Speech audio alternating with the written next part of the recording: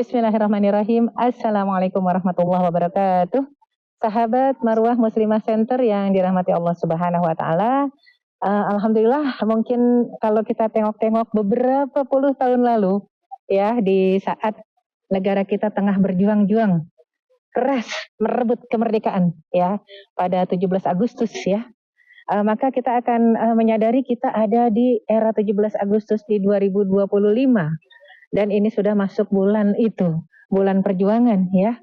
Bagaimana kita mengambil pelajaran dari para sesepuh kita, para pahlawan kita, yang mereka itu rata-rata anak muda juga, nggak semuanya sepuh gitu ya, walaupun namanya sesepuh ya.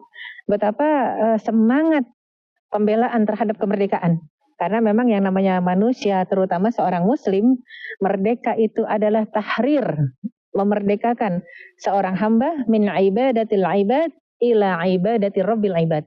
Memerdekakan seorang hamba dari menyembah hamba kepada menyembah Rabbnya hamba, sang pencipta. Itulah jiwa merdeka. Tidak cuma sekedar merdeka dalam artian kita tidak dijajah lagi, tapi banyak jiwa-jiwa terjajah dan ingin dijajah.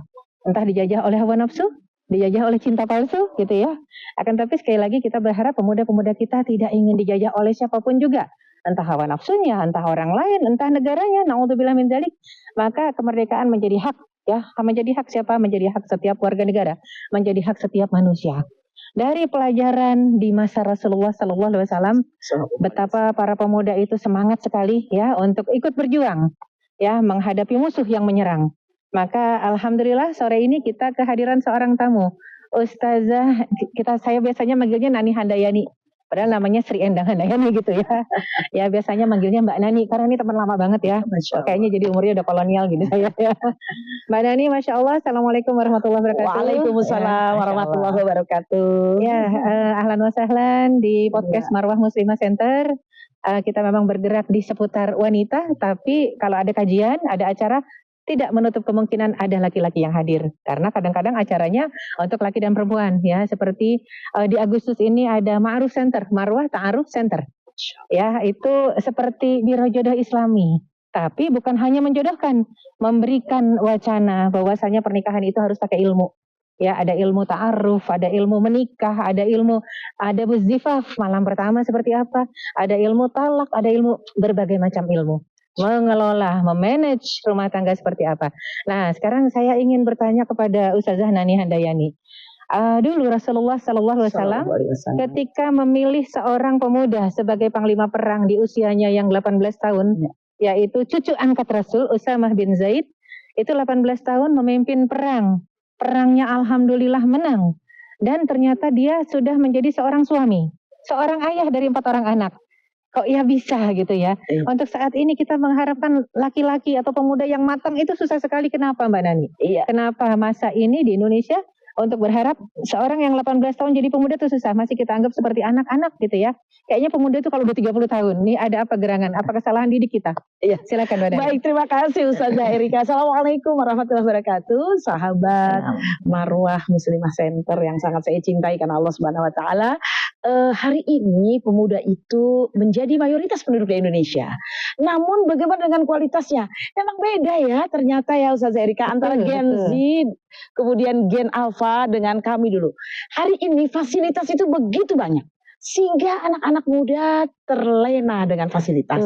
Tapi ada yang istimewa loh dengan anak muda Gen Z dan Gen Alpha. Mereka lebih cerdas dalam memakai gadget, memakai IT. Mereka lebih cerdas. Namun kecerdasan ini harus diiringi dengan kemampuan mentalitas yang tinggi. Contohnya adalah kalau orang-orang dulu itu berani, kemudian tahan banting ya, kemudian dia berkomunikasi dengan baik. Dengan adanya gadget, komunikasi terbatas. Hanya lewat sosial media, tidak berhadapan langsung. Yang kedua, fasilitas terlalu banyak sehingga kurang survive ya, buat anak-anak muda kita. Padahal ini yang paling penting. Mohon maaf para ibu, para bapak, dan kita semua para guru-guru kehidupan di bangsa Indonesia ini untuk mengisi kemerdekaan ini, yuk sama-sama kita berikan, kita tularkan energi kebaikan kepada anak-anak muda kita. Kemerdekaan itu diraih oleh seorang jenderal yang juga berjuang untuk kemerdekaan seperti Jenderal Sudirman dengan usia juga yang relatif masih muda. Kemudian juga ada yang namanya Sumpah Pemuda. Ini juga bagian dari perjuangan untuk NKRI. yang tidak kalah pentingnya. Dan pastinya cerita-cerita yang pasti sudah sukses itu, Ustazah Erika, adalah pemuda yang disebut dengan Usama bin Zaid. Beliau di usia yang belasan tahun sudah menjadi jenderal. Masya Allah, pendidikan yang diberikan oleh seorang ibu. Ibunya bernama Ummu Aiman. Karena anak pertamanya bernama Aiman. Dan ini juga ayah yang menjadi teladan. Dan juga ayah yang selalu berdiskusi dan memberikan gambaran visi untuk putra-putrinya. Dia ayah yang luar biasa dan memberi teladan sukses. Syahid di jalan Allah, Zaid bin Haritsah. Dan ada lagi yang perlu kita ceritakan lebih banyak dan kita populerkan. Namanya Muhammad Al-Fatih. Dia adalah seorang anak muda yang bisa menaklukkan Konstantinopel. Pada waktu itu, peradaban dua terbesar di dunia adalah Konstantinopel dan Persia. Dan Konstantinopel dijanjikan oleh Rasulullah SAW akan ditaklukkan oleh seorang pemuda. Pemuda itu adalah pemuda yang terbaik dan pasukannya adalah pasukan yang terbaik. Hadisnya sahih. Tampillah Muhammad Al-Fatih dengan guru Quran ruhnya yang luar biasa, guru panahnya juga luar biasa, skillnya ya, kemudian ototnya juga dilatih dengan berkuda, dan tentunya kecerdasannya juga memiliki guru matematika dan guru agama yang membimbing beliau. Muhammad Al-Fatih memiliki semangat untuk menjadi pemuda idaman Allah dan Rasulnya. Saya yakin Indonesia bisa terwujud itu. Amin. Yuk sama-sama untuk kita mewujudkan anak-anak muda seperti Muhammad Al-Fatih di Indonesia dan juga Jenderal Sudirman serta Usama bin Zaid. Allah. Ya. Tentunya tidak ada yang mustahil ya, di mana kita berikhtiar, kita berdoa kepada Allah dan kita pelajari sirah Rasulullah SAW dengan sejarah-sejarah yang terdahulu ya, Betul. seperti Muhammad Al-Fatih, Usama bin Zaid, apalagi memang Rasul membentuknya, membentuk sang cucu dan sang anak angkat Zaid bin Haritha dengan pendidikan nubuah ya. Pendidikan yang Masya Allah mendekatkan kepada Al-Quran, kepada Sunnah, seperti sekarang kita lihat fenomena saudara-saudara kita ya, saudara-saudara kita di Palestina ya, betul Mbak Nani. Masya Allah, saudara-saudara kita di Palestina itu betul-betul semangatnya tidak luntur, anak-anak kecil semangat untuk belajar ya, dan juga para janda semangat juga untuk bereproduksi ya. Bahkan kita dengarkan sekali memiliki anak hamil itu nggak ada yang satu. Ya, kembarnya 2, 4, 3 gitu, 6 bahkan gitu ada kan yang ya. 5 ya. Ada yang 5, ada yang 6 bahkan ya. Nggak pernah, saya sudah punya anak 6 kembar pula, nggak mau punya anak lagi, nggak pernah ada kata gitu kan ya. Itu semangat ya, semangat seorang wanita, semangat seorang pria untuk semata-mata li'i'la'i kalimatillah, menegakkan agama Allah di muka bumi ini. Dan mereka semua sadar apa yang dikerjakan harus punya nilai ibadah. Wa ma khalaqtul jinna wal insa illa liya'budun. Karena Allah mengatakan dalam surat Az-Zariyat ayat 56, tidaklah aku ciptakan jin dan manusia kecuali untuk tujuan menyembahku gitu ya. Jadinya belajarnya itu adalah ibadah, menikahnya itu juga adalah ibadah, kemudian berketurunannya juga adalah ibadah, sampai pada akhirnya dia menjadi seorang presiden, panglima perang, pemimpin tertinggi sebuah negara juga adalah ibadah. Ya Masya Allah. Itu yang harus ditanamkan ya di hati kita, khususnya para muslimah ya, orang-orang dan pemuda-pemudi yang bergabung ya di dalam Marwah Muslimah Center. Kita berharap semoga kita saling mengingatkan dan kita saling mensupport dan menyemangati bahwasanya kehidupan ini harus punya nilai ibadah semua dengan seluruh aktivitas kita ya. Dan juga di antara aktivitas kita, insya Allah saya dan Mbak Nani kita akan berangkat insya Allah ke Turki untuk belajar sejarah Konstantinopel, sejarahnya Muhammad Al-Fatih di bulan Maret April lah kurang lebih nanti ya, tahun depan 2026 insya Allah. Semoga kita ada umur semua ya, antara Maret ya, kurang lebih Maret ataupun April. Tentunya tidak hanya sekedar melihat tulip season ya, tapi ingin belajar ya sampai ke Siprus.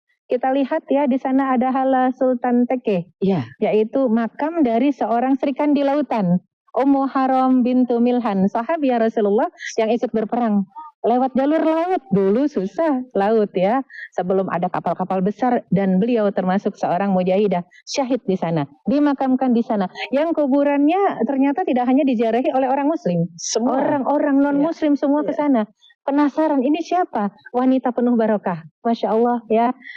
Jangan lupa ikut ya, dan juga pantau-pantaulah Marwah Muslimah Center, pantau-pantau Sabik Travel. Insya Allah kita kerjasama dengan Ustazah Nani Handayani ya. Untuk apa? Untuk ya memang betul-betul kita pelajari ke sana. Karena kita harus punya semangat belajar, walaupun kita berdua sudah tidak muda lagi ya. Kayaknya ini sudah masuk usia nenek-nenek gitu ya. Akan tetapi kita tetap selalu ingin berdekatan dengan para pemuda, pemudi, mau itu Gen Z, Gen Alpha ya, yang sekarang-sekarang ini udah lebih Masya Allah ya, perkembangan yang ada buat kita miris ya.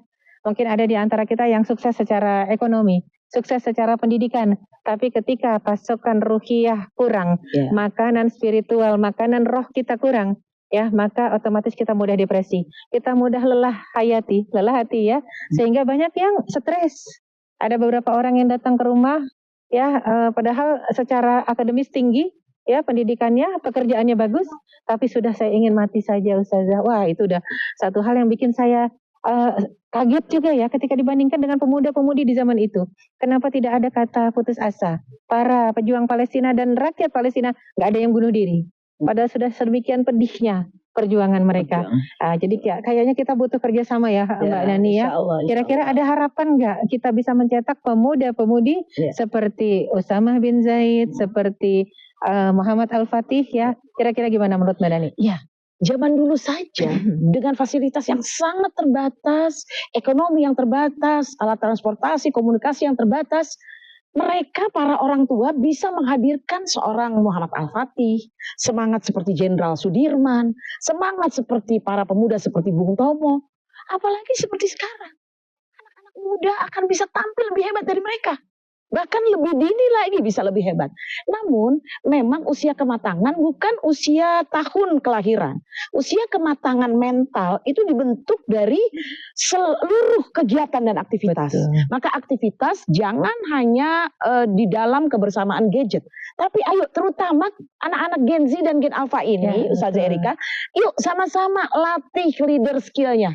Belajar komunikasi, semangat jadi ketua OSIS, semangat jadi pengurus remaja masjid, itu latihan organize masa. Dan kalau sudah latihan dari masih Gen Z dan Gen Alpha, kelak nanti akan menjadi pemimpin yang hebat. Kecil-kecil dulu. Nah, ini yang harus. Dan juga mohon maaf para orang tua, berilah kesempatan pada anak-anak muda yang memang punya potensi itu, kita arahkan untuk menjadi pemimpin masa depan. Kami usia boleh tua, semangat tetap muda. Yuk bersama. Ya. Betul Mbak Nani, iya. Jadi kalau kita lihat betapa mereka punya skill ya, kapabilitasnya tinggi, khususnya untuk bersosialisasi, berkomunikasi. Sedangkan kita lihat kebanyakan yang telah kecanduan gadget itu tidak ada sosialisasi dan komunikasi. Dan para sahabat Marwah Muslimah Center, ini karunia dari Allah Subhanahu Wa Taala yang namanya HP, alat transportasi, alat komunikasi, ya ini semua kemajuan teknologi. Ya, TV bahkan ya, ada video, bahkan tayangan-tayangan yang lain lagi banyak sekali kita bisa dapat langsung ya. Itu semua alat komunikasi, alat transportasi, media ya, berita. Yang kadang-kadang ada siaran langsung, kita tidak pergi ke sana, kita bisa menyaksikan langsung ya. Itu sebenarnya nikmat dari Allah Subhanahu Wa Taala. Dia ibarat pisau bermata dua. Ya, bisa mendatangkan manfaat yang banyak, dalam satu waktu bisa mendatangkan mudarat yang banyak. Ini dulu menjauhkan yang dekat, tapi sekarang mendekatkan yang jauh. Jangan sampai. Kadang-kadang kita duduk, kita lihat ada tayangan orang tua dengan anak berdampingan.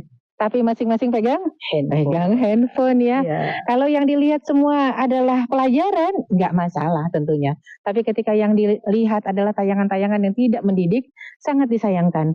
Kedekatan fisik tidak ada artinya ketika tidak ada kedekatan maknawiyah, kedekatan rohaniyah, kedekatan apalagi ya, bukan cuma sekedar jasadiah, kedekatan fikriyah.